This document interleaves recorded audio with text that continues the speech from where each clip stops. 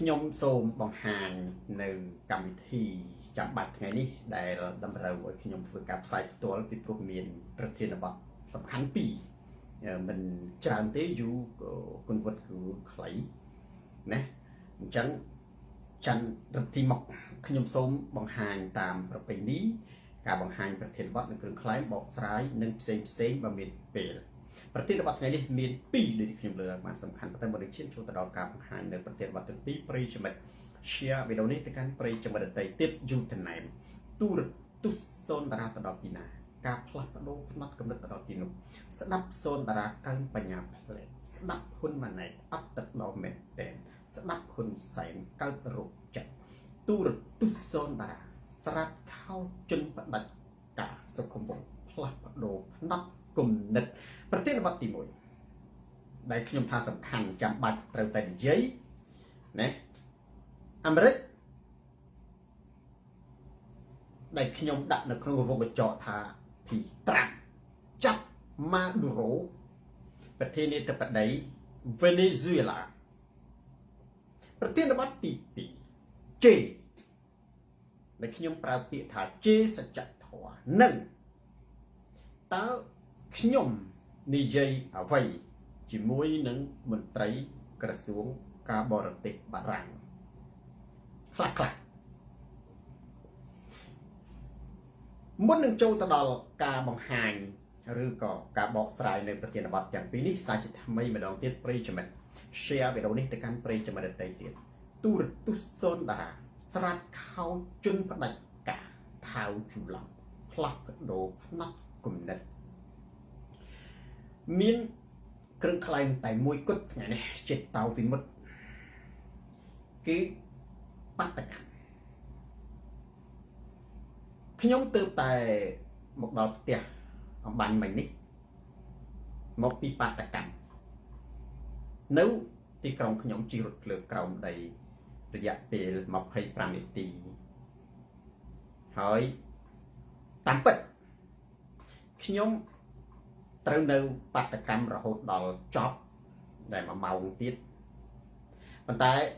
ដោយសារតែមានប្រធានបទសុផាតប្រិយសរចាំបាច់ត្រូវនិយាយហើយខ្ញុំក៏មិនអាចរំលងការទៅចូលរួមធ្វើបាតកម្មបានដែរសូហ្វីឡុកដោយសារតែវានៅក្រុងខ្ញុំតាមធម្មតាយើងទៅធ្វើបាតកម្មជិះឡានណាមកជប់ឬក៏ជិះត្រូវហើយបាទអ្នកខ្លះជិះយន្តហោះទៅបានដល់តែពេលនេះវានៅជាប់របងផ្ទះខ្ញុំគួរតែឆ្លៀតទៅលើកទឹកចិត្តណានឹងចូលរួមជាមួយនឹងបាតកោនិងបងប្អូនខ្មែរនៅក្នុងប្រទេសកម្ពុជាដែរបាតកម្មណែគ្រឿងក្លែងនេះគឺសំខាន់គឺនៅតែបន្តធ្វើសូមបងប្អូនកុំឈប់ជុំវិញពិភពលោកបាតកម្ម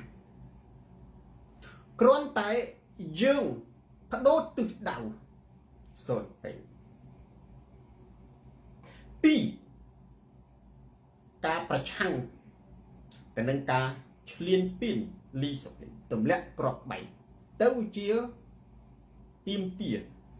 ឲ្យថៃគោរពច្បាប់អន្តរជាតិដកកងទ័ពចេញពីទឹកដីកម្ពុជា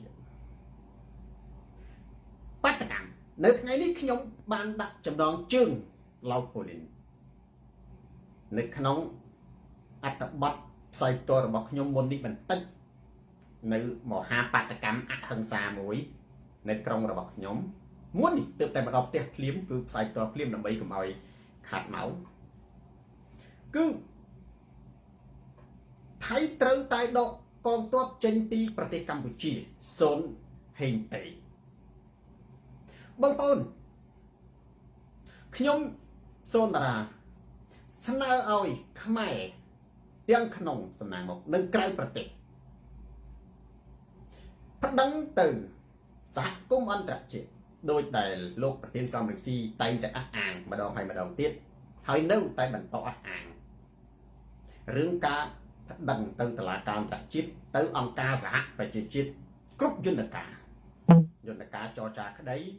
យន្តការប្តឹងទៅ ICJ ក្តីយន្តការប្តឹងទៅកិច្ចព្រមព្រៀងសន្តិភាពក្រុងប៉ារីសក្តីយន្តការប្តឹងទៅអង្គការសហប្រជាជាតិក្តី ត្រូវតែខ្មែរជុំវិញពិភពលោកបន្តធ្វើទៀតកុំឈប់ឲ្យសោះប្រទេសកម្ពុជាយើងបាត់បង់ទឹកដីច្រើនណាស់បាត់បង់ទឹកដីច្រើនណាស់យើងកើតមិនទាន់ជំនាន់ស្ដេចជ័យយថាទី2ដែលបាត់បង់ទឹកដីកុំថាឡើយបាត់រហូតដល់កម្ពុជាក្រៅមួយទាំងមូលរហូតដល់សុរិន្ទណាបុរីរ៉ាំស្រះកែវមួយទាំងមូលផាន់រយ៉ាបាត់ឥឡូវនេះណាច្រើនណាស់បាត់ច្រើនណាស់ណាអញ្ចឹងយើងកើតមិនទាន់ជំនាន់កាលពី200ឆ្នាំមុនជំនាន់នោះស្ដេចការមានតែស្ដេចជាអ្នកសម្រេចកាត់លិចកាត់កើតប្រជាជនអត់ដឹងខ្យល់អីទេព្រោះអត់មានប្រព័ន្ធផ្សព្វផ្សាយពីដើមអ្នកនៅក្នុងភូមិណាដឹងតែភូមិនឹងទេប្រទេសធ្លាក់ទៅប្រទេសណាគឺប្រទេសនឹងហើយណាអញ្ចឹងយើងកើតទាន់ចំនួននេះកូនខ្មែរទាំងអស់គ្នាមិនថានិន្នាការគណៈបកនយោបាយណាទេរឿងទឹកដីកម្ពុជាជាទឹកដីរបស់យើងទាំងអស់គ្នាខ្ញុំសូមថាវិឲ្យកូនខ្មែរទាំងអស់គ្នានៅជុំវិញសកលលោកទាំងអ្នកប្រឆាំងទៅនឹងជនផ្ដាច់ការឬក៏អ្នកគ្រប់គ្រងជនផ្ដាច់ការត្រូវរួមគ្នាធ្វើមហាបាតកម្មបន្តទៀតរហូតទាល់តែថៃដកទ័ពចេញពីកម្ពុជាទោះបីជាថៃខំម្នេះកំតិចរំលាយហេដ្ឋារចនាសម្ព័ន្ធយ៉ាងណាក៏ដោយតែរាល់ទម្រង់ដែលថៃធ្វើសិតតែមានវីដេអូថតដូច្នេះយើងត្រូវតែសន្សំរាល់វីដេអូទាំងអស់នោះដើម្បីដឹងទៅតុលាការអន្តរជាតិទាមទារឲ្យគោរពដែនអធិបតេយ្យភាពប្រទេសកម្ពុជាគឺขั้นទី1របស់ខ្ញុំសំខាន់ប៉ុណ្្នឹងទេឥឡូវនេះបើសិនជាយើងអត់ឈរលើច្បាប់អន្តរជាតិកម្ពុជារលាយដាំងខៅសម្រាប់និយាយនេះណាគឺនិយាយបតិទិខ្ញុំនិយាយទៅក្នុងប្រធានបទទី2រឿងជេសូនហេងតេខ្ញុំមកធន់និយាយរឿងស្អីទេខ្ញុំនិយាយពិតហើយមីសថមចុះបងប្អូនសួរថាហេតុអីបានជាសូនរ៉ាហ៊ីណាអាងថាបើគ្មានច្បាប់អន្តរជាតិកម្ពុជារលាយពីព្រោះយើងគ្មានកងទ័ពគ្មានអាវុធទៅទប់ទល់ជាមួយនឹងបរទេសឡើយអត់មានទេត្រូវតែហ៊ាននិយាយថាពិតត្រូវតែហ៊ានប្រាប់អន្តរជាតិថាកម្ពុជាអត់មានអាវុធទប់ទល់ជាមួយការឈ្លានពានទេយើងមិនអាចទៅយកមនុស្សទៅវាយជាមួយដៃបានទេអ្វីទៅអាវុធយកមនុស្សទៅវាយជាមួយដៃយើងយកមនុស្សសុទ្ធបងប្អូនទៅវាយជាមួយយន្តហោះទៅវាយជាមួយដ្រូនថៃវាមានប្រើមនុស្សឯណាវាប្រើយន្តហោះមកជ្រុំមកទម្លាក់មនុស្សខ្ទេចខ្ទីវាប្រើដ្រូនហើយយើងយកមនុស្សទៅជ្រកក្រោមគ្រាប់អីយើងអត់មានអាវុធថៃអត់ប្រកែកទេនេះគាត់ថាថៃវាមានសម្ភារៈសឹកខ្លាំងជាងវាមានលុយជាងវាជាប្រទេសមហាអំណាចនៅអាស៊ីនៅអាស៊ានវាមានលុយអាវុធវាខ្លាំងជាងបើកងទ័ពវាអត់ខ្លាំងដូចកងទ័ពខ្មែរទេខ្ញុំលើកថាអញ្ចឹងណាអញ្ចឹង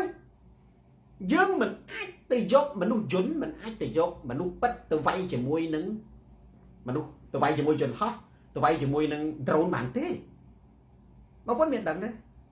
ថៃវាទម្លាក់គ្រាប់គឺវាអត់ប្រើមនុស្សទេមនុស្សសម្រាប់តែចូលមកកាន់កាប់ទីតាំងតែប៉ុណ្ណោះសម្រាប់តែចូលមកកាន់កាប់ទីតាំងទេដូច្នេះអ្នកដែលនេះធ្វើសង្គ្រាមដោយមើលងាយច្បាប់អន្តរជាតិគឺនាំកម្ពុជាទៅរកសេចក្តីវិនិច្ឆ័យទៅរកសេចក្តីវិនិច្ឆ័យអញ្ចឹងខ្ញុំសូមជំទាស់ហើយខ្ញុំចង់ឲ្យរបបហ៊ុនទទួលស្គាល់ការពិតសូមឲ្យអន្តរជាតិជួយតែម្ដងសូមតែម្ដង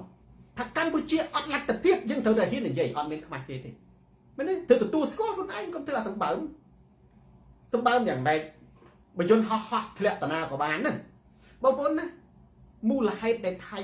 វាយកទឹកដីកម្ពុជាយើងដោយសារតែយើងអត់មានអាវុធសម្រាប់ទប់ទល់ជាមួយថៃទេអត់មានទេណាវាហោះពេញស្រុកខ្មែរនៅលើโลกនេះតែមានប្រទេសណាដែលអាចឲ្យយន្តហោះបរទេសហោះឆ្លងចូលពេញស្រុកខ្មែរប្រជាជនកម្ពុជាទូទាំងប្រទេសអត់មានសុវត្ថិភាពឡើយសពថ្ងៃនេះអត់មានសុវត្ថិភាពឡើយ អញ្ចឹង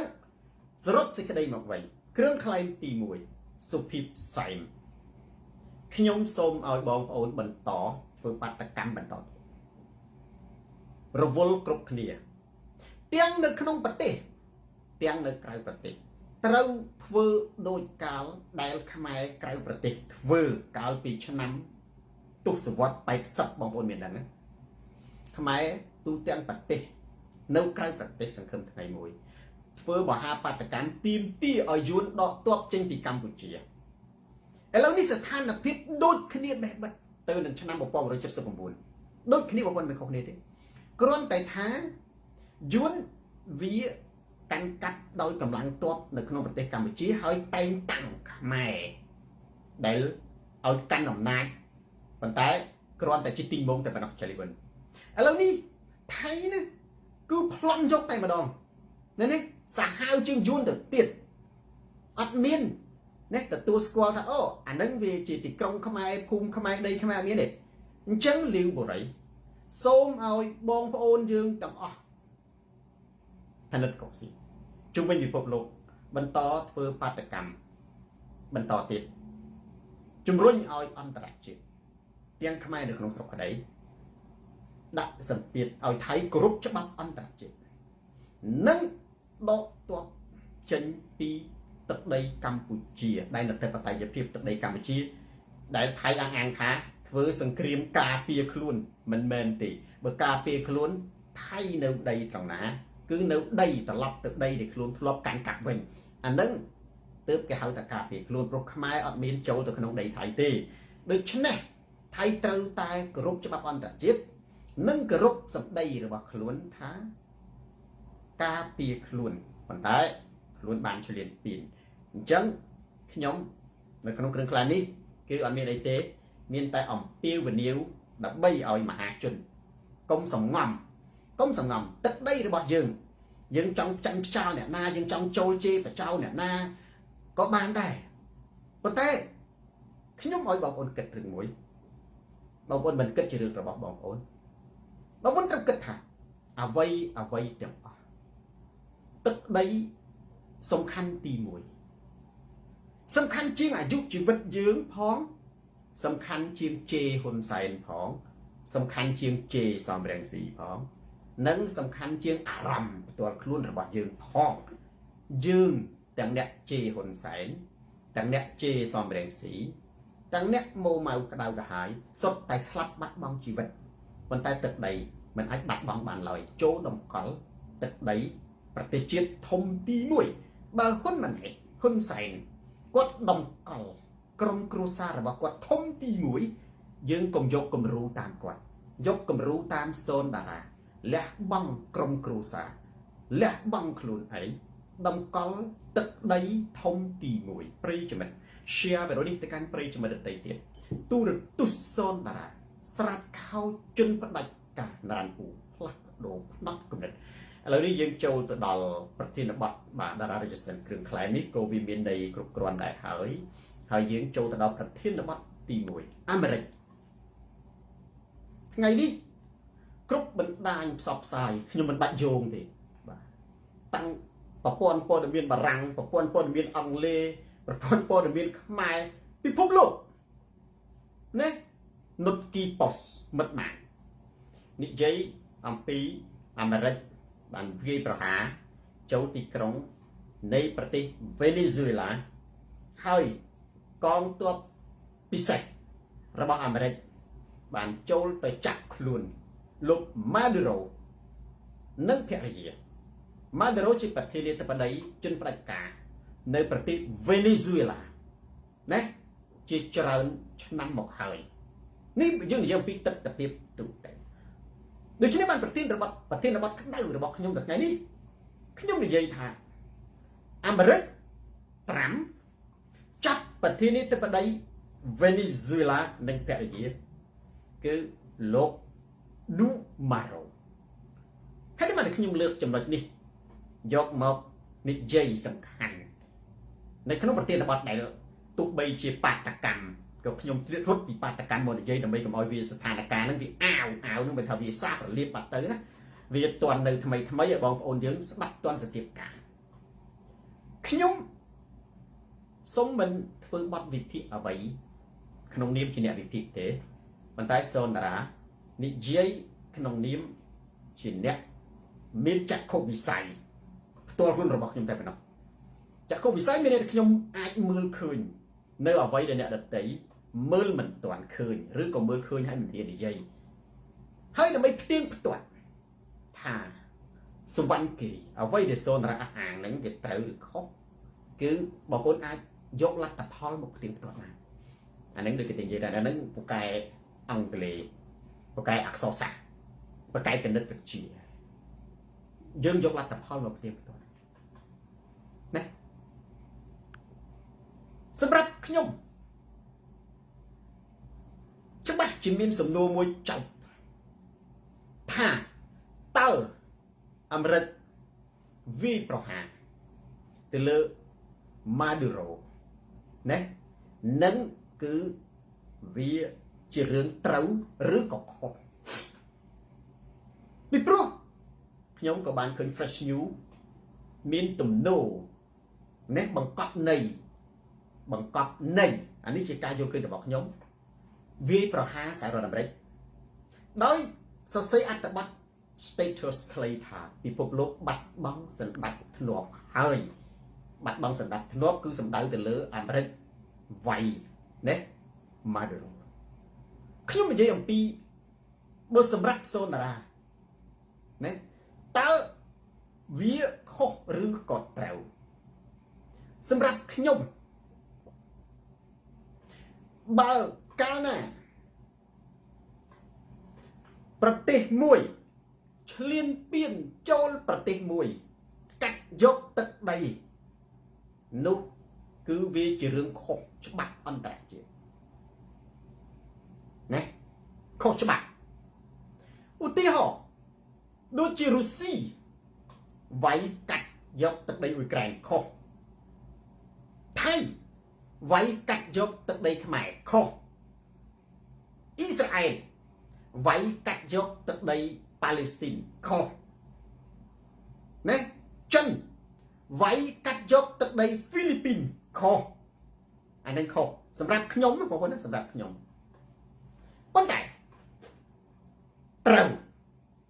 បើនិយាយអំពីនិន្នាការមនោគមវិជ្ជានយោបាយគឺការផ្ដួលរំលំជនផ្ដាច់ការបើសម្រាប់ខ្ញុំរាល់ទម្រង់នៃការផ្ដួលរំលំជនផ្ដាច់ការគឺត្រូវអញ្ចឹងអាមេរិកវាយនេះសាដាមហ៊ូសេនត្រូវបណ្ឌិតភៀនពិរមត្រូវពីព្រោះអាមេរិកអត់មានយកទឹកដីអត់មានដាក់អាណានិគមទៅលើអត់មានយកទឹកដីអត់ដាក់អាណានិគមណាលេងពេញសទៅលើអ៊ីរ៉ាក់ឯណាមែនទេហាសួងជាតិ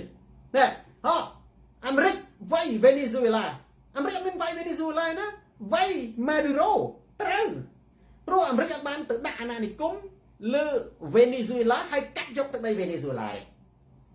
នេះអានេះសិតចំណុចត្រូវអាមេរិកទៅសម្លាប់អូសាម៉ាប៊ីនឡាឌីននៅប៉ាគីស្ថានត្រូវព្រោះអាមេរិកអត់មានបានទៅវាយប៉ាគីស្ថានទេហើយអត់មានទៅត្រួតត្រាដាក់អាណានិគមលើប្រទេសប៉ាគីស្ថាននេះណាអានោះក៏ត្រូវឥឡូវនេះអាមេរិកមែនទេនិយាយថាតាមសារព័ត៌មានមួយចំនួនបើអ៊ីរ៉ង់បាញ់សម្លាប់ពួកបាតកោអាមេរិកនឹងចូលទៅជួយលីតានិយាយទៅត្រូវព្រោះអាមេរិកអត់មានបដោតទៅលើណាការដែលយកទឹកដីនេះអញ្ចឹងបងប្អូនប្រធានបទនេះដែលខ្ញុំលើកយកមកសំខាន់នេះណាបើសិនជាអាមេរិកវាយកាន់កាប់ទឹកដីដូចរុស្ស៊ីខុសមែនទេដូចរុស្ស៊ីខុសដូចថៃខុសណាដូចថៃខុសតែដូចអ៊ីស្រាអែលវាយកាន់កាប់ទឹកដីរបស់ប៉ាឡេស្ទីនអានឹងខុសច្បាប់អន្តរជាតិមែនទេអត់ទេចុះបើសិនជាអាមេរិកគ្រប់គ្រងអានឹងជាផ្នែកមួយនៃនិន្នាការនយោបាយប៉ុន្តែបើសម្រាប់ខ្ញុំថាខុសណាខ្ញុំថាខុសមែនទេចុះបើសិនជាការវាយឈ្មោះស្រីម៉ៅទៅលើជនផ្ដាច់ការឬក៏របបផ្ដាច់ការខ្ញុំថាត្រូវខ ខ្ញុំថាត្រូវខ្ញុំថាដូណាល់ត្រាំគាត់ធ្វើត្រូវហើយអាមេរិកធ្វើត្រូវអញ្ចឹងអ្នកដែលមិនគ្រប់គ្រង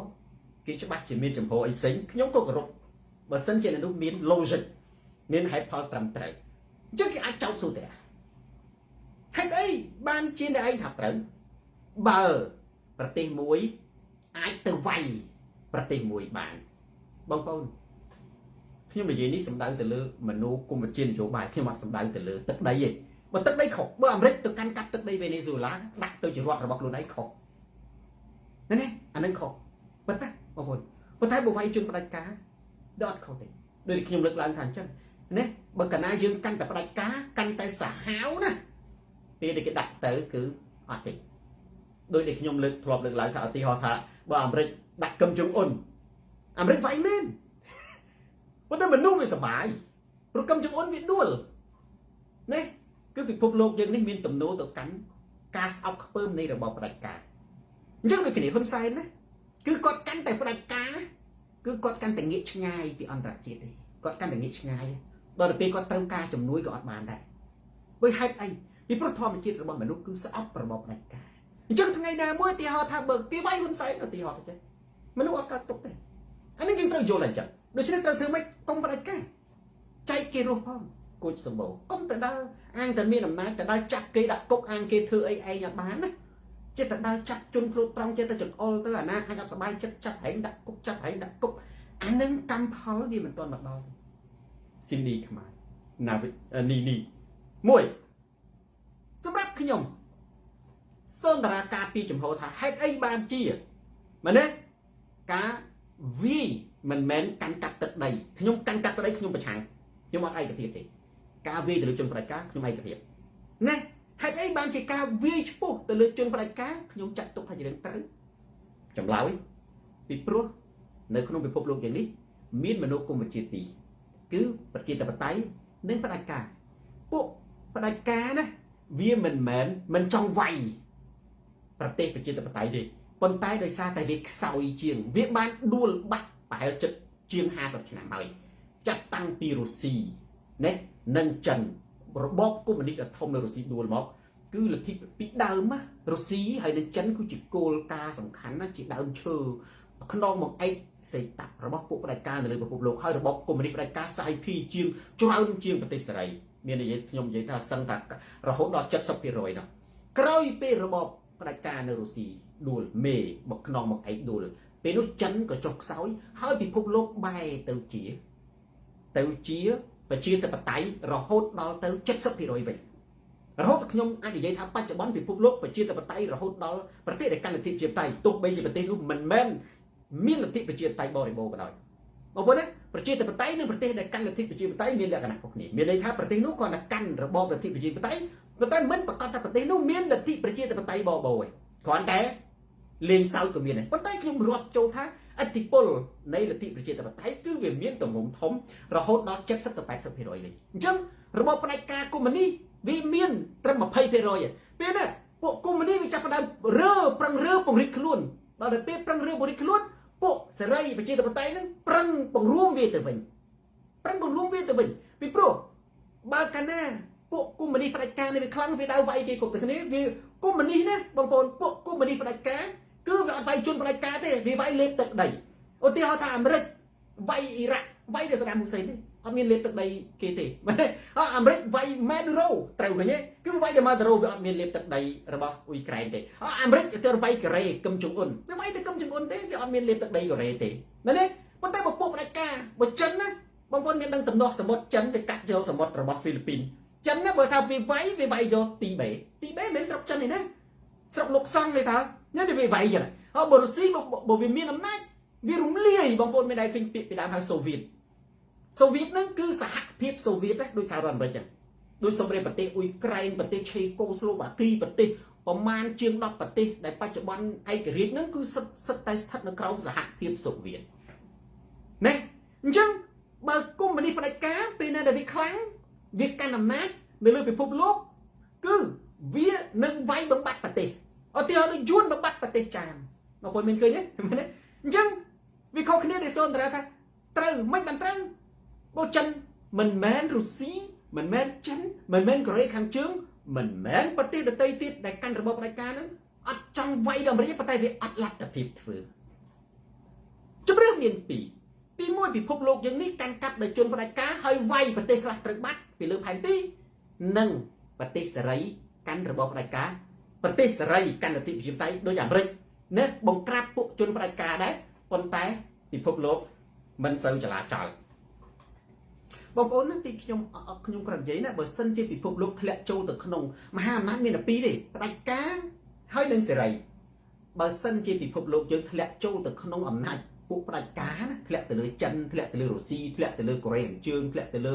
បើយើងប្រទេសកុម្មុយនីសផ្ដាច់ការពិភពលោកយើងនេះប្រហែលជាប្រទេសតូចៗនៅអត់បានទេរលាយបងប្អូនរលាយបងណាអញ្ចឹងខ្ញុំនិយាយនៅក្នុងកម្រិតមនោគមវិជ្ជានយោបាយខ្ញុំមើលទៅថានៅក្នុងសង្គមពិភពលោកបច្ចុប្បន្ននេះបើពួកសេរីខ្សោយពួកកុម្មុយនីសក៏ខ្លាំងដែរបងប្អូនហេតុអីបានជាថៃវាយខ្មែរមកពីយើងខ្សោយយើងអត់មានអាវុធស្មើវាទេសុខជីសៅណាយើងអត់មានយន្តហោះយើងអត់មានខែលអាកាសយើងអត់មានសុពីវុធទំនើបយើងមានតែទឹកចិត្តយើងយកកងទ័ពយកមនុស្សទៅបាញ់ជាមួយយន្តហោះបាញ់យ៉ាងម៉េចយន្តហោះទោះវាធ្លាក់មួយក៏តម្លៃវាទោះជាតម្លៃកំថាឡើយប្រហែល1000លានដុល្លារប្រហែល100លានដុល្លារទោះជាយន្តហោះ F6 របស់នៅថៃនឹងវាតម្លៃប្រហែលក៏វាថោកជាងជីវិតរបស់មនុស្សដែរយើងសរុបសេចក្តីមកវិញពាក់ល័យកទី1ដែលខ្ញុំនិយាយថាអាមេរិកណាវាយជនផ្ដាច់ការគឺជារឿងត្រឹមត្រូវពីព្រោះនៅលើពិភពលោកយើងនេះពួកផ្ដាច់ការក៏តែងតែវាយពួកលទ្ធិប្រជាធិបតេយ្យដែរគ្រាន់តែវាអត់មានឱកាសតែប៉ុណ្ណោះបើវាមានឱកាសវានឹងកំទេចពិភពលោកនេះចោលតែម្ដងអញ្ចឹងហើយបានជាដែលខ្ញុំលើកឡើងកំាញ់មិញខ្មែរយើងខ្សោយទើបថៃវាយលទ្ធិប្រជានៅលើលោកនេះណាប្រជាធិបតេយ្យដែលអាចរីកទៅបានដោយសារតែប្រទេសដែលកាន់លទ្ធិប្រជាធិបតេយ្យហ្នឹងគឺជាប្រទេសមហាអំណាចនាំមុខឯងមានវិទ្យាសាស្ត្របច្ចេកវិទ្យាខ្លាំងជាងទើបធ្វើឲ្យពួកកុម្មុយនីសវាក្រាបបងប្អូនកុំយល់ច្រឡំណាកុំយល់ច្រឡំមែនទេបងប្អូនទីអត់ដឹងថាប្រជាធិបតេយ្យសេរីហ្នឹងវានៅតែមនោគមវិជ្ជាពីរហ្នឹងវានៅតែដណ្ដើមពិភពលោកគ្នាហើយប្រជាធិបតេយ្យអាចសុខសាន្តទៅបានអាចសុខសាន្តទៅបានលទ្ធិប្រជាធិបតេយ្យអាចសុខសាន្តទៅបានលទ្ធិណាប្រទេសដែលកាន់លទ្ធិប្រជាធិបតេយ្យនឹងមានអាវុធនិងវិទ្យាសាស្ត្រខ្លាំងជាងប្រទេសដែលកាន់កុម្មុយនីសផ្ដាច់ការខ្ញុំនិយាយពិតមែនទេអញ្ចឹងចម្លើយរបស់សូនារាខ្ញុំគាំទ្រថាអាមេរិកផ្ដួលជនផ្ដាច់ការនៅលើពិភពលោកជាត្រូវមួយទៀតបងប្អូនមានដឹងរឿងវេណេស៊ុយឡាមិនមែនជារឿងថ្មីទេរឿងមុនកម្ពុជាទៅទៀតរ៉ាមេតាអ៊ុំតាំងពីមានទទួលស្គាល់រដ្ឋាភិបាលក្រៅប្រទេសយូរហើយរឿងវេណេស៊ុយឡានឹងគឺផ្ដាច់ការអ្នកជាប់ឆ្នោតទៅចាប់ដាក់គុកទៅសម្លាប់មនុស្សហើយប្រទេសនឹងរឿងអីគ្រឿងញៀនរឿងអនឡាញនេះច្រើនណាស់បងប្អូនណាអញ្ចឹងបានជាខ្ញុំលើកនេះខ្ញុំបង្ហាញចំហត្រឡប់ទៅវិញគឺនៅនិយាយដដែលម៉ាក់ខូចឃីខ្ញុំនឹងចង់សម្ព័ន្ធមិត្តជាមួយអាមេរិកគ្រប់កលៈទេសខ្ញុំមិនមានខ្លាចតាណាទេខ្ញុំច្បាស់ទោះជាអាមេរិកមិនរវល់ជាមួយខ្ញុំណែមិនអើពើជាមួយខ្ញុំបើឧទាហរណ៍ថាខ្ញុំដឹកនាំប្រទេសខ្ញុំត្រូវតែមានទំនោរសម្ព័ន្ធមិត្តដាច់ខាតជាមួយអាមេរិកដូចជប៉ុន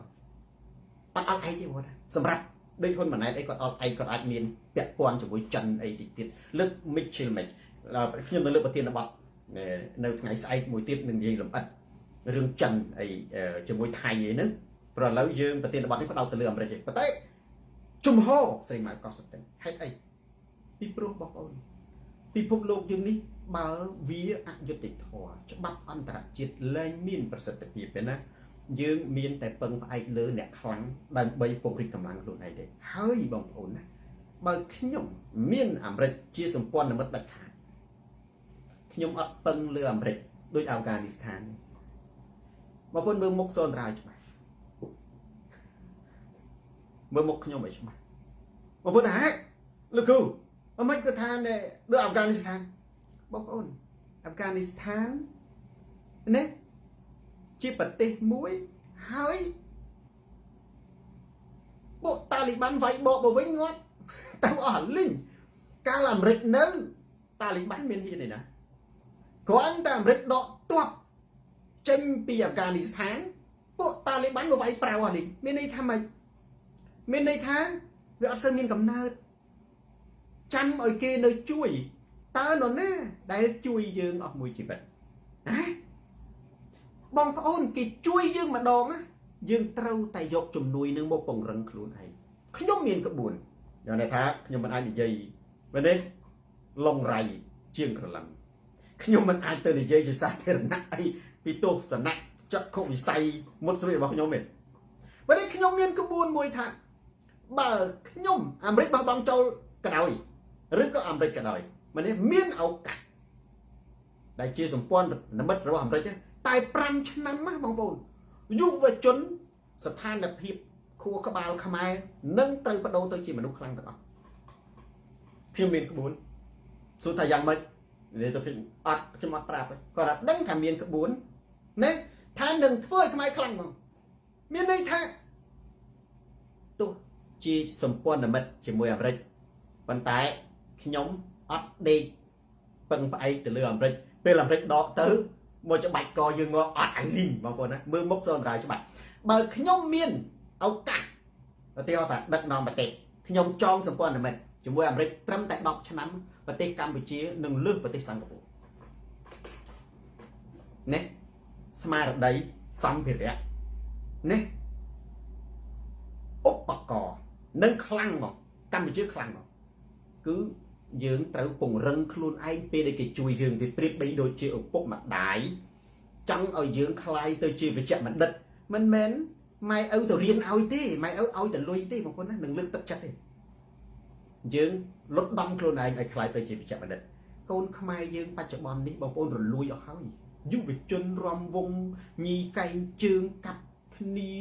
ផឹកស្រាគ្រឿងញៀនចូលឥតប្រយោជន៍ច្រើនណាស់ប្រយោជន៍ច្រើនធនធានយើងខ្មែរយើងតិចងាយអភិវឌ្ឍត្រូវប្រើប្រាស់ធនធានមនុស្សឲ្យមានការងារធ្វើធនធានមនុស្សយើងដែលមាននឹងទៅធ្វើការនៅស្រុកថៃអស់អាលីងទៅធ្វើការនៅស្រុកកូរ៉េ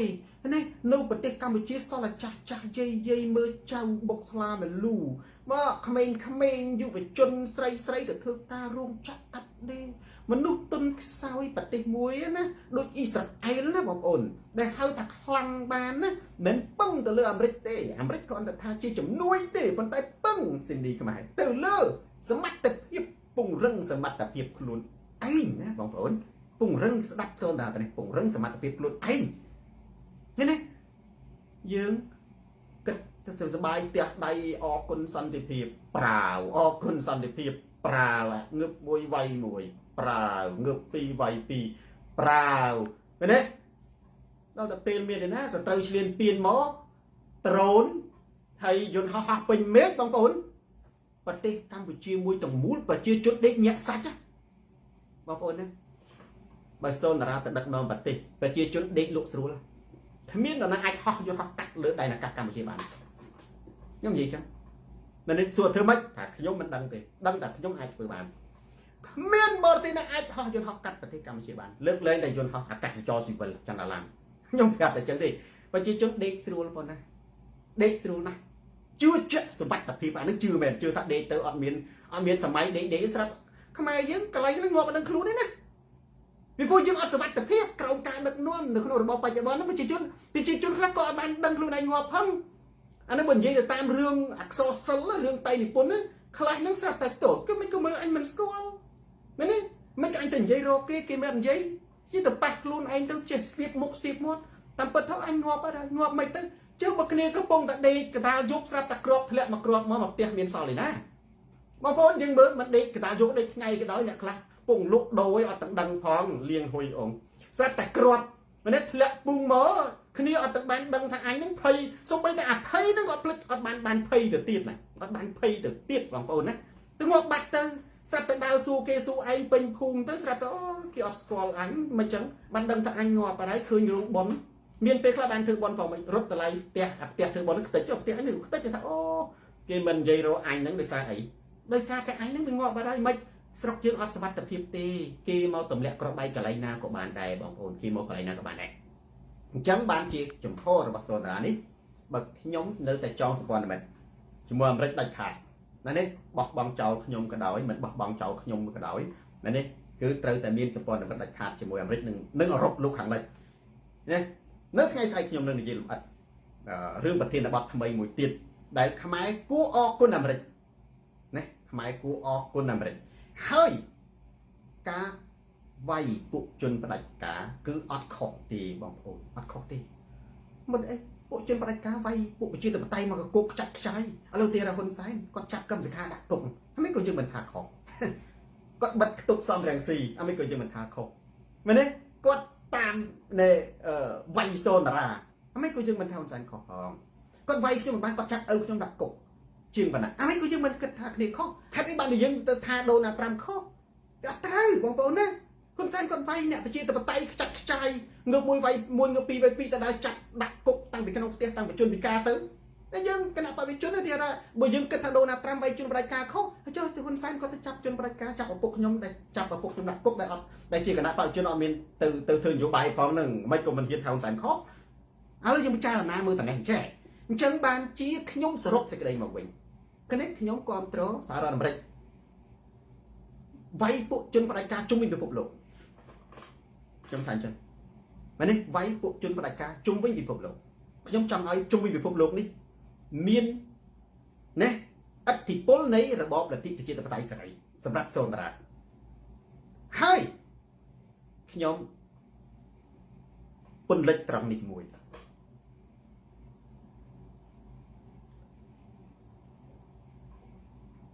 បងប្អូនបើខ្ញុំជាហ៊ុនម៉ាណែតខ្ញុំជឿថាគាត់កំពុងតែធ្វើហើយខ្ញុំនឹងក្នុងអំឡុងពេលដែលអាមេរិកធ្វើប្រតិបត្តិការវាយណាខ្ញុំអបអរសាទររដ្ឋាភិបាលអូកឡែនទៅដែលប្រទេសវេណេស៊ូឡាណាហើយសូមឲ្យអាមេរិកធានាជួយមកថៃមិនស្ដាប់ពីរឿងរបស់ថៃបើអាមេរិកអាចទៅចូលចាប់ប្រធានាធិបតីវេណេស៊ូឡាបានឧទាហរណ៍ថាបើថៃប្រកាសសង្គ្រាមជាមួយអាមេរិកក៏អាចចូលចាប់នាយករដ្ឋមន្ត្រីថៃបានដែរឲ្យអាមេរិកជាអ្នកជួយអនុវត្តណាបទជប់បាញ់កិច្ចព្រមព្រៀងសន្តិភាពដែលឈរលើច្បាប់អន្តរជាតិខ្ញុំស្រឡាញ់បារាំងរឿងមួយរាល់សេចក្តីថ្លែងការណ៍របស់បារាំងនិងអឺរ៉ុបតែងតែនិយាយថាច្បាប់អន្តរជាតិបងប្អូនមានន័យថាម៉េចបងប្អូនយល់ទេច្បាប់អន្តរជាតិមានន័យថាថៃត្រូវទៅដកទ័ពចេញពីកម្ពុជាគាត់គេមិននិយាយចំណាអញ្ចឹងអាកន្លែងនេះណាបានជាខ្ញុំមើលចំណុចនេះអ្នកខ្លះ fresh new pay ថាអូអាមេរិកធ្វើអញ្ចឹងទៅខ្លាចថៃទៅធ្វើតាមអត់ទេបងប្អូនមែនទេ Vladimir Putin អាមេរិកក៏អាចផ្ញើសារទៅថៃដែរថាអ្នកឯងរំលោភបទឈប់បាញ់អ្នកឯងរំលោភកិច្ចព្រមព្រៀងសន្តិភាពអ្នកឯងរំលោភដែនអធិបតេយ្យភាពប្រទេសកម្ពុជាដែលខ្ញុំនិងម៉ាឡេស៊ីនិងខ្លួនអ្នកឯងផងបានព្រមព្រៀងដោះស្រាយដោយសន្តិវិធីគឺអាមេរិកក៏អាចចូលទៅចាប់នាយករដ្ឋមន្ត្រីថៃបានដែរយើងត្រូវបង្ហាញឲ្យចេះវិញមិនទេកុំយន់មន្ត្រីភ័យបង្ហាញឲ្យដឹងវិញមែនទេត្រូវតែស្និទ្ធជាមួយនឹងអាមេរិកត្រូវតែដាច់ខាតនេះឲ្យអាមេរិកជួយទៅមកប៉ុន្តែយើងត្រូវខ្លាំងមិនម៉ែឲ្យយើងទេមែនទេឲ្យអាមេរិកជួយយើងឲ្យខ្លាំងមិនមែនអាមេរិកមកជួយយើងនៅបញ្ចុះបាយទេជួយឲ្យខ្លាំងអញ្ចឹងបងប្អូនហេតុអីសួរថាចុះហេតុអីបានជាថៃបានថាអាមេរិកនឹងជួយខ្មែរដោយយោងទៅលើនេះកិច្ចព្រមព្រៀងសន្តិភាពនៅទីក្រុងដែលបើទីកិច្ចព្រមព្រៀងសន្តិភាពប៉ារីយើងត្រូវទៅដែរកិច្ចព្រមព្រៀងសន្តិភាពនៅទីក្រុងកូឡាឡាំពូផុសតាំងអីបានថាអាមេរិកជួយខ្មែរពីព្រោះកិច្ចព្រមព្រៀងសន្តិភាពនឹងបានចែងអំពីការចរចាដោះស្រាយគ្នាដោយសន្តិវិធីប៉ុន្តែថៃអត់ដោយសន្តិវិធីទេដោយឯកតោភាគីវាយប្រើកម្លាំងទ័ពមកលើកម្ពុជាកាន់កាប់ទឹកដីកម្ពុជាអានឹងមានសន្តិវិធីណាព្រំដែនទឹកដីកម្ពុជាត្រូវតែឯកភាពរវាងខ្មែរហើយនិងថៃវាត្រូវតែឯកភាពគ្នាដូចបារាំងតែងតែនិយាយនៅក្នុងសេចក្តីថ្លែងការណ៍បារាំងល្អណាគឺតាមច្បាប់អន្តរជាតិ មែនទេតាមច្បាប់អន្តរជាតិហើយខ្ញុំគាត់ទៅប្រាប់ឯណាអត់និយាយលឿនទេណាបើថានៅប្រផ្លេកប្រផ្លោណាអត់ពឹងទៅលើច្បាប់អន្តរជាតិអត់ពឹងទៅលើអាមេរិកខ្ញុំគាត់ទៅប្រាប់ទៅខ្មែរយើងអត់មានខ្នងបង្អែកអត់មាននេះសម្ព័ន្ធមិត្តថៃពាត់ស៊ីបរទេសពាត់ស៊ីខ្ញុំមិននិយាយលេងទេណាអញ្ចឹងនេះជាចំណុចមួយល្អដែលបងប្អូនមើលទៅឃើញថាប្រទេសមិនត្រូវអនុវត្តរបបផ្ដាច់ការមិនត្រូវអាងទៅដល់ចាប់គេដាក់គុកទេបើនេះបើផ្ដាច់ការកាន់តែខ្លាំងណាថ្ងៃណាមួយចលនាប្រជាធិបតេយ្យនៅក្រៅកាន់តែខ្លាំងណាអាចអាមេរិកងាកទៅហ៊ុនសែនក៏ថាបានដែរការព្រៃអាហ្នឹងសម្រាប់ការពារទឹកដីកម្ពុជាត្រូវតែថៃគ្រប់បានដាក់ជាតិមិនអាចចេះតែដើរយកដាក់បលាលួសចេះតែមកឈូសចេះមកឆាយទៅកំណត់ព្រំដែនតែម្នាក់ឯងយកអត់ដែលមានអាហ្នឹងឆ្លៀនពៀនអាហ្នឹងហៅឆ្លៀនពៀនកំណត់ព្រំដែនម្នាក់ឯងដើរយកផ្សារដើរយកភូមិគេអាហ្នឹងឆ្លៀនពៀនមិនអាចទេកម្ពុជានិយាយឲ្យខ្លីមុននឹងចូលទៅដល់ប្រធានបទទី2កម្ពុជាមិនអាចការពារទឹកដីដោយកម្លាំងយោធាបានឡើយ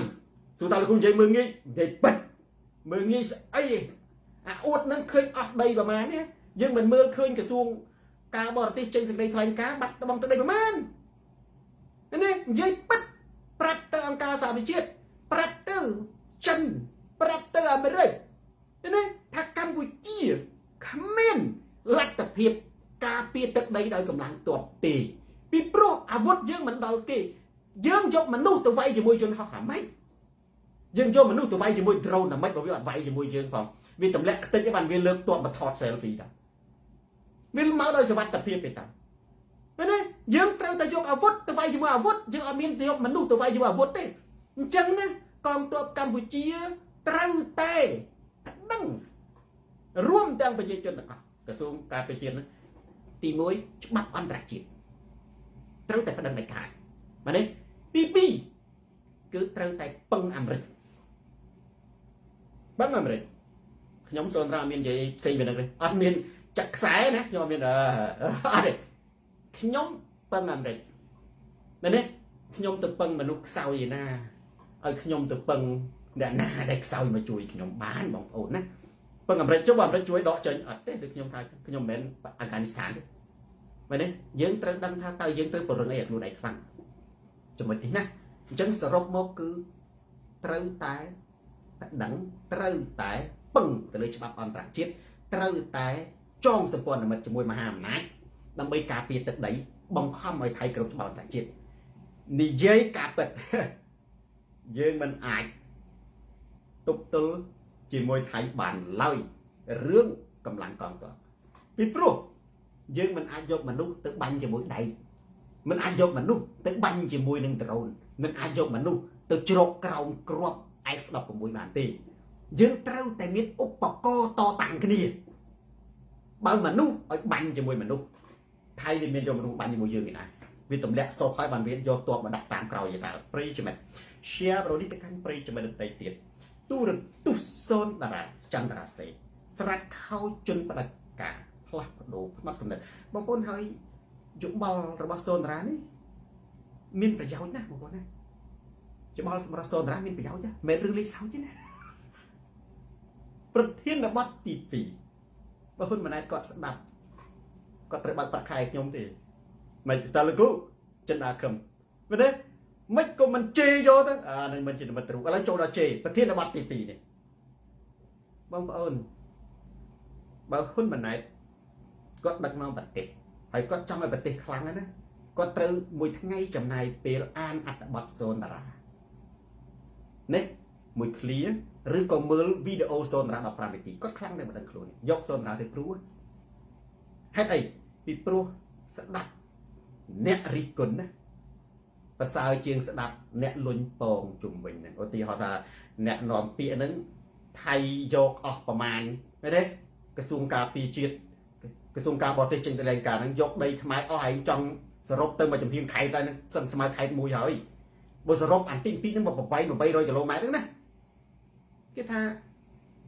វីដេអូដែលគេផ្សាយហ្នឹងមិនមែនជាព្រំដែនខ្មែរថៃផងណាបើនិយាយចឹងអីវ៉ាន់បងប្អូនណានិយាយចឹងអីវ៉ាន់ហ្នឹងឲ្យទៅធ្វើម៉េចអញ្ចឹងបានជានៅក្នុងឥឡូវខ្ញុំនិយាយពីជេរសច្ចធម៌ជេរសច្ចធម៌ ណាគណៈបកប្រជាជនយើងថាតាំង account ខ្មោច account ខ្លាយតិចចុះគូឲ្យតែឃើញផុសទាំងឡាយណា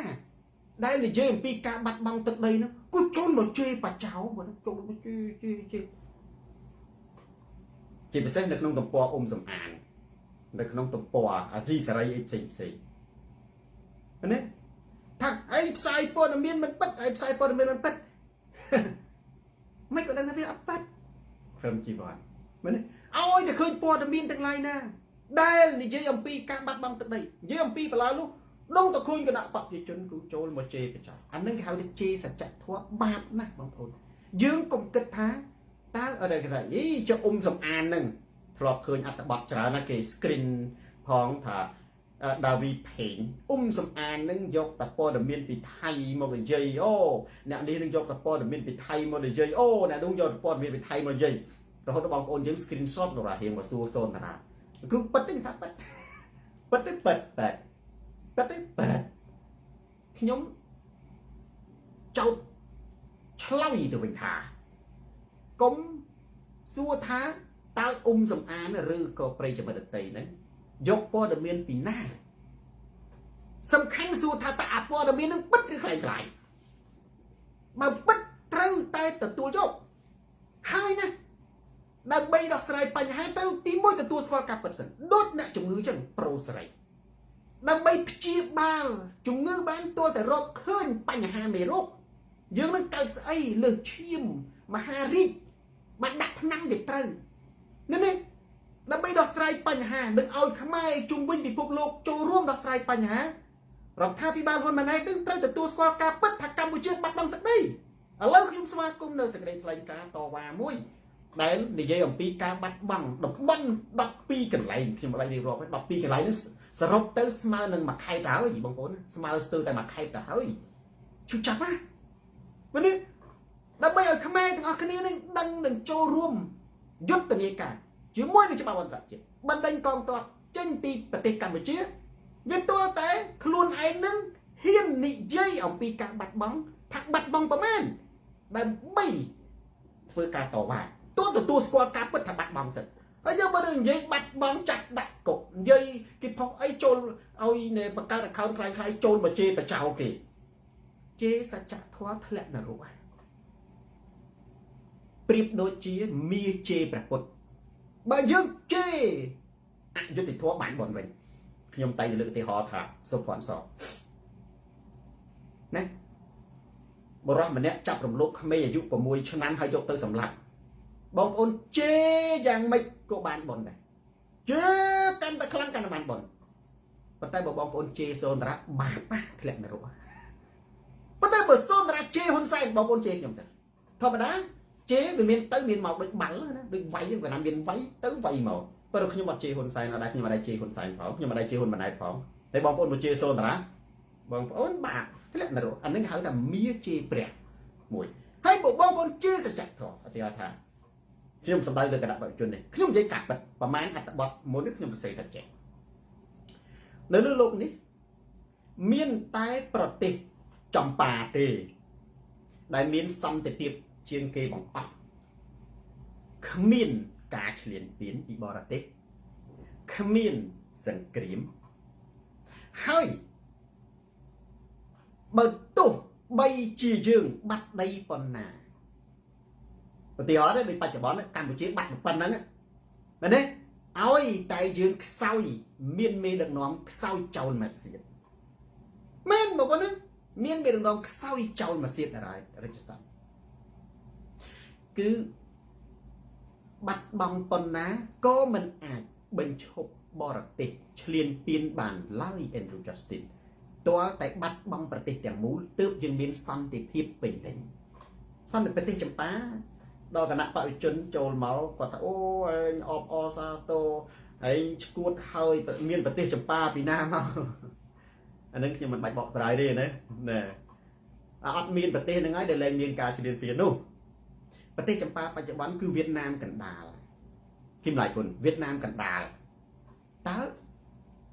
វៀតណាមកណ្ដាលប្រទេសចម្ប៉ានេះ ប្រទេសចាមមានពីណាឆ្លៀនពៀនមានអីក៏អត់ប្រទេសផងមានសន្តិភាពអត់ចាំបាច់ការពីអត់ចាំបាច់មានកងទ័ពអត់ចាំបាច់មានអង្គរៈអីទេប៉ុន្តែគឺអញ្ចឹងប្រទេសខ្មែរយើងបើរលាយទៅវាមានសន្តិភាពហើយអរិយពុសុរិនណាបរិរ័មស្រះកែវរលាយហ្នឹងវាមានអាណាចក្រឆ្លៀនពៀនទៀតអញ្ចឹងខ្ញុំត្រង់នេះណាខ្ញុំចង់ដាស់តឿនថាយើងត្រូវតែខ្លាំងយើងត្រូវតែសាមគ្គីនោះមិនមែនដល់ចាប់គេដាក់គុកទេយើងត្រូវតែខ្លាំងយើងត្រូវតែសាមគ្គីយើងត្រូវតែមានសម្ភារៈសេដ្ឋកិច្ចគ្រប់គ្រាន់យើងត្រូវតែពឹងក្នុងអំឡុងពេលនេះទៅលើច្បាប់អន្តរជាតិណាទើបវាខ្លាំងរឹងមាំជំរុញឲ្យពិភពលោកជាពិសេសប្រទេសមហាអំណាចអាមេរិកដែលខ្ញុំគិតថាសំខាន់ជាងគេណាទៅលើច្បាប់អន្តរជាតិដែលមានឥទ្ធិពលពីព្រោះបើកាលណាមិនអញ្ចឹងទេណាយើងបាត់បើកាលណាខ្ញុំនិយាយអញ្ចឹងគឺខ្ញុំអត់មានសម្ដៅទៅលើហ៊ុនសែនដែរបងប្អូនណាខ្ញុំនិយាយថាបើយើងខ្សោយចោលមកទៀតយើងនឹងបាត់បង់ហើយទោះជាបាត់បង់ប៉ុណ្ណាក៏ដោយក៏នៅតែគ្មានសន្តិភាពដែរលើកលែងតែបាត់អស់លីងបានមានសន្តិភាពគឺមិនចាំឲ្យកម្ពុជានឹងបាត់បង់ទឹកដីទេណាហើយកុំគិតថាយើងបាត់ប៉ុណ្្នឹងយើងសុខចិត្តយើងថយមកតាមគេអត់ទេបងប្អូនតតាំងរហូតតទៅដាច់ខ្យល់គ្រប់ច្បាប់ជាតិច្បាប់អន្តរជាតិយើងមានតែផ្លូវច្បាប់យើងរំពឹងទៅលើតែពិភពលោកទេបច្ចុប្បន្ននោះកម្ពុជាយើងអត់មានអីទេដូច្នេះខ្ញុំនិយាយនេះគ្រប់ប្រទេសទាំងអស់ឲ្យតែខ្សោយហើយចោលមកសៀតគឺតែងតែបាត់បង់ទឹកដីខ្ញុំអត់សម្ដែងហ៊ុនសែនទេបើហ៊ុនសែនគាត់ស្ថិតនៅក្នុងកម្រិតដែរគឺជាពាក្យពិតហើយបើបងប្អូនជឿអាសច្ចធម៌អានឹងសច្ចធម៌ហ្នឹងគឺពិតណាគឺបងប្អូនធ្លាក់នរកគឺបងប្អូនលើកស្ទួយការខ្ទេចខ្ទីមកអ្នកណាដែលជេរពាក្យពិតតេះដៀលពាក្យពិតអ្នកនោះវិនិច្ឆ័យខ្ញុំនិយាយតែថាខ្ញុំនិយាយហ្នឹងស្រេងដារ៉ូពាក្យពិតតែបើយើងប្រឆាំងពាក្យពិតជាមួយខ្ញុំយើងទទួលស្គាល់ការវិនិច្ឆ័យយើងទទួលស្គាល់ការវិនិច្ឆ័យទៅបាត់បង់ទឹកដីយកទទួលស្គាល់ឲ្យខ្ញុំនិយាយបាញ់មិនអញ្ចឹងមែនទេដើម្បីឲ្យប្រទេសមួយដោះស្រាយបញ្ហាបានតទទួលស្គាល់ការពិតថាយើងបាត់បង់ថៃកាន់កាប់ទឹកដីខុសច្បាប់អញ្ចឹងសូមឲ្យប្រជាជនខ្មែរទាំងក្នុងនិងក្រៅប្រទេសណាទាំងក្នុងនិងក្រៅប្រទេសតវ៉ាផ្អើលពិភពលោកឲ្យថៃដកកងទ័ពចេញពីទឹកដីកម្ពុជានិងគោរពច្បាប់អន្តរជាតិអានេះគឺជាចំណុចសំខាន់ទីមួយតកតងជានេះខ្ញុំនិយាយបន្តិចព្រោះវាពាក់ព័ន្ធនឹងផែនទីកាលពីណូអែលមុនណូអែលខ្ញុំនឹងក្រុមការងារមួយណា2-3នាក់បានចូលជួបមន្ត្រីជាន់ខ្ពស់ក្រសួងការបរទេសបារាំងមែនទេខ្ញុំមិនចាំបាច់រាយការណ៍អីទេពីព្រោះខ្ញុំបានឃើញទំព័រ Facebook លោកប្រធានសំរងស៊ីមូសុខួរកឹមសុខគ្រប់គ្នានឹងបានបង្ខំច្រើនហើយតែខ្ញុំមិនបាច់ទៅអីទេមែនទេប៉ុន្តែខ្ញុំនិយាយតែផ្នែកខ្ញុំឯងរឿងផ្សេងទៀតមែនទេលោកស្រីមូសុខួរប្រធានអង្គការណាលោកប្រធានសំរងស៊ីឬក៏លោកកឹមសុខឬអ្នកដទៃគេបានរាយការណ៍ប៉ុន្តែសម្រាប់ខ្ញុំតើខ្ញុំនិយាយអ្វីសូវីតដានីមជាមួយនឹងមន្ត្រីជាន់ខ្ពស់ក្រសួងការបរទេសបារាំងប៉ុន្តែមនុស្សខ្ញុំនិយាយតែនេះខ្ញុំនិយាយរឿងមួយចុះសម្រាប់មិនសូវចូលចិត្តអ៊ុនឬអត់គឺធម្មតាហ្នឹងណាខ្ញុំគឺធម្មតាទេចិនដាខឹមកាលពី2-3ថ្ងៃមុនខ្ញុំបង្ហោះរូបមួយឈរនៅច្រកចេញមានន័យថាខ្ញុំចេញវិញខ្ញុំថតទុកជាអនុស្សាវរីយ៍នៅក្រសួងការបរទេសបារាំងម្នាក់នៅបារាំងគេស្គាល់ទាំងអស់ហ្នឹងហើយពេលនោះគណៈបកប្រជាជនគេចូលមកជេរបច្ចោតេះឌីលមិនជេរបច្ចោទេគេចូលមកតេះឌីលគេថាអូឯងនេះបានតែឈរក្រៅលបងអូឯងនេះបានតែថតហើយនេះយកប្រកួតគេអូឯងនេះមិនមែនតែឈរនៅនេះត្រង់ណាទេ cứ còn ta đào cái bài flow kia nè cho thọ này vậy bong ổn miền Tây chỉ mất chỉ trớn bây để khơi cầm mình nâng nhang xa mà xu nhom Tây mất còn trở sơn ra ta cứu anh nâng cứu tao nâng bắt men á nhom bắt to tặng bong ổn này thì tiệt bong ổn này trong vậy tha Tây mất sơn ra nhom lại bắt to nè xu chẳng ở đấy nhom bị chơi rồi nè nhom còn này miền Tây chỉ mất mình nè nhom to tập bậc mình nhom toแต่มันเนี่ยภาษาเนี่ยวิจารณ์เป็นnhom to กดมันเนี่ยกดมีเหตุผลหรอมันได้จังไอ้โซนราตอบราโซมีนเปครับแต่มีเหตุผลเนี่ยมันเจ็บเจ้ายังมนุษย์ยังจะชลุจมูกมนุษย์กูทำไมเนี่ยเจ็บเจ้ามันจะต่อไปจมูกเนี่ยเจ็บเจ้ายังเนี่ยเพราะเนี่ยปลายเกมมาได้ตัวจะลุกหมดเนี่ยตัวมนุษย์ปีเล่บางคนตัวจำเกมเจ็บแต่พนักกำนัดเนี่ยน่าได้เนี่ยกำนัดสมาร์ทนี่มันเกมเจ็บพวกยังเป็นเจ็บจมูกกาเจ็บเจ้ายังเล่นจีน่ะปลายเจ้าไหนยมทาตำเป็ดพวกเกมันเป็นประมาทตีพวกเกเอาดำไหลพวกเกกระทากล้าตะจูบมันไตรจวนขบุรบมันไตรจวนขบุอเมริกมันไตรจวนขบุบารังนั่นนะคือมันเป็นมนุษย์ธรรมดาthôiจังจะเรื่องได้มันกลัวchưa thì mộtคนจะเรื่องได้มันกลัวchưa